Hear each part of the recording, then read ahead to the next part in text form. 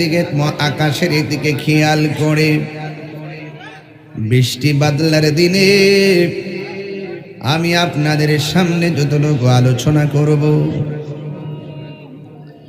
ও বন্ধুরে, কি দিয়ে ওয়াজ বুঝাইতাম। সবাই বলেন মানুষ হাসরের মাঠে কাপড় পরে উঠবে না উলঙ্গ।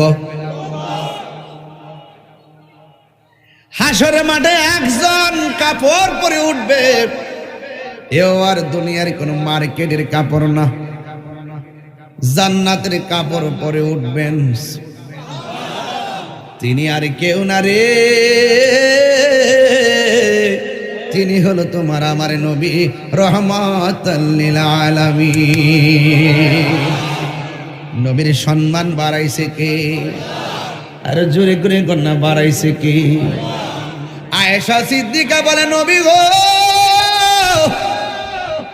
ও মায়ার নবী, দয়ার নবীজি, একজনের লজ্জাস্থান আর একজনে দেখবে পুরুষ মহিলা। আমার নবী বলে, আয়েশা রে,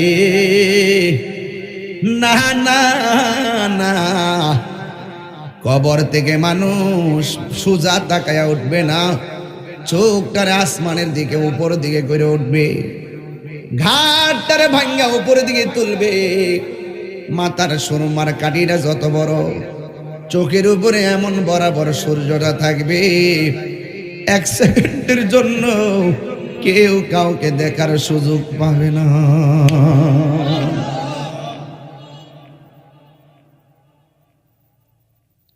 আয়েশা সিদ্দিকার কথা মানেননি আপনারা?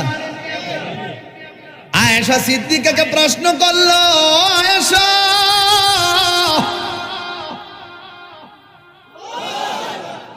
নবী দেখতে কেমন?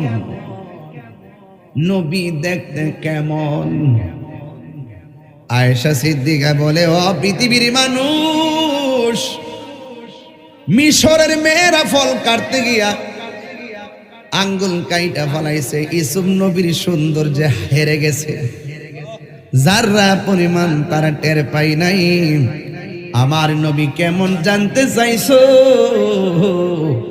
আমার নবী যদি ইউসুফ নবীর মজলিসে যাইতো, মিশরীয় মেয়েরা ফল কাটতে গিয়ে আঙ্গুল তো দূরের কথা, কলিজাটা কাইটা খান খান কইরা ফেলাইতো, যারা পরিমাণ টের পেত না।